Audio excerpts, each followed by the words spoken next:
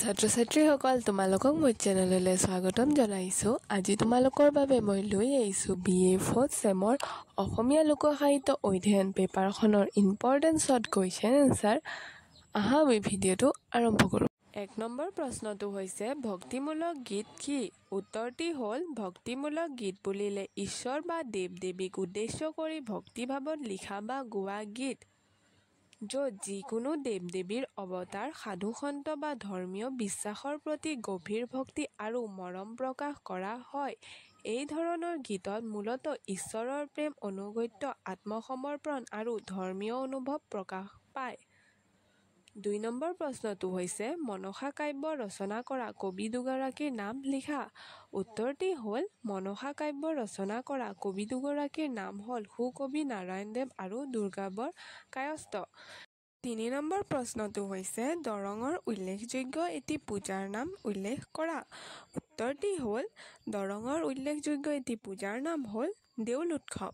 4 number প্ৰশ্নটো হৈছে নাও খেল বিশেষভাৱে ক'ত প্ৰচলিত? উত্তৰটি হ'ল নাও খেল বিশেষভাৱে অসমৰ বৰপেটা জিলাত প্ৰচলিত। 5 নম্বৰ প্ৰশ্নটো হৈছে পশ্চিমৰ সমালোচক বিলিয়াম বেছকমে লোকসাহিত্যক কেইটা ভাগত ভাগ কৰিছে? উত্তৰটি হ'ল পশ্চিমৰ সমালোচক বিলিয়াম বেছকমে লোকসাহিত্যক বৰ্ণনাত্মক কাহিনী, লোকগীত, লোককথা আদি ভাগত ভাগ কৰি দেখুৱাইছে। 6 নম্বৰ প্ৰশ্নটো হৈছে সত্যেন্দ্ৰনাথ শৰ্মাই অসমীয়া লোকসাহিত্যক কেইটা ভাগত ভাগ কৰিছে? উত্তৰটি হ'ল সত্যেন্দ্ৰনাথ শৰ্মাই অসমীয়া লোকসাহিত্যক 3টা ভাগত ভাগ কৰি দেখুৱাইছে। এই 3টা ভাগ হ'ল লোকগীত, ফকৰা যোজনা আৰু তৃতীয়টো হ'ল সাধুকথা। 7 নম্বৰ প্ৰশ্নটো হৈছে দেউৰীসকলে বিভিন্ন দেৱ-দেৱীক সন্তুষ্ট কৰিবৰ বাবে গোৱা এবিধ ধৰ্মীয় গীতৰ নাম লিখা।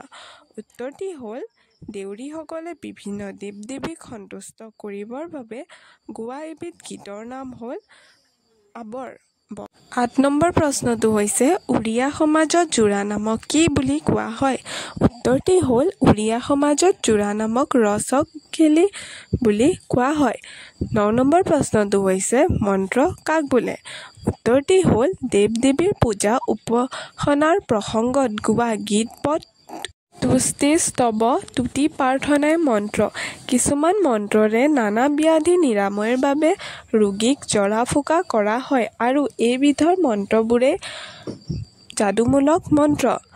10 নম্বৰ প্ৰশ্নটো হৈছে তন্ত্ৰ শব্দৰ অৰ্থ কি? উত্তৰটি হ'ল তন্ত্ৰ শব্দৰ অৰ্থ পদ্ধতি, ধৰ্মশাস্ত্ৰৰ কৃত আৰু ব্যৱহাৰিক ক্ৰিয়া সম্পাদনৰ যি পদ্ধতিয়ে গুৰুত্ব দিয়ে সেই পদ্ধতিৰ নামেই তন্ত্ৰ। 11 নম্বৰ প্ৰশ্নটো হৈছে বাণীকান্ত কাকতিয়ে লোকসাহিত্যক বুজাবৰ বাবে ব্যৱহাৰ কৰা নাম দুটাৰ যিকোনো এটা নাম লিখা। উত্তৰটি হ'ল বাচিক কলা। 12 নম্বৰ প্ৰশ্নটো হৈছে জনজাতীয় লোকসাহিত্যক বহলভাৱে কেইটা ভাগত ভাগ কৰিছে? উত্তৰটি হ'ল জনজাতীয় লোকসাহিত্যক বহলভাৱে 2টা ভাগত ভগাব পাৰি। প্ৰথমটো হৈছে জনজাতীয় স্বকীয় ভাষাত ৰচিত, 2 নম্বৰটো হৈছে জনজাতীয় অসমীয়া ভাষাৰ থলুৱা ৰূপত ৰচিত। 13 নম্বৰ প্ৰশ্নটো হৈছে ধনবৰ আৰু ৰতনী কোন যুগৰ ৰচিত মালিতা? উত্তৰটি হ'ল ধনবৰ আৰু ৰতনী লক্ষ্মীনাথ বেজবৰুৱাৰ দ্বাৰা ৰচিত আধুনিক যুগৰ মালিতা। 14 নম্বৰ প্ৰশ্নটো হৈছে প্ৰেম আৰু সতীত্বক কেন্দ্ৰ কৰি ৰচিত হোৱা এটা বাৰমাহী গীতৰ নাম লিখা। উত্তৰটি হ'ল শান্তি বাৰমাহী গীত। 15 নম্বৰ প্ৰশ্নটো হৈছে দেহ বিচাৰৰ গীতসমূহ মূলতঃ কি ভাৱ সম্পন্ন? উত্তৰটি হ'ল দেহ বিচাৰৰ গীত মূলতঃ আধ্যাত্মিক ভাৱসম্পন্ন লোকগীত। এই গীতবোৰে সংসাৰৰ মায়া-মোহ, জ্বালা-যন্ত্ৰণাৰ পৰা মুক্তি আৰু আত্ম-অনুসন্ধানৰ বাৰ্তা দিয়ে। সাধাৰণতে বৃদ্ধ, ভকত, বৈৰাগী, সন্ন্যাসী আদিয়ে এই গীতবোৰ গায়। ধন্যবাদ।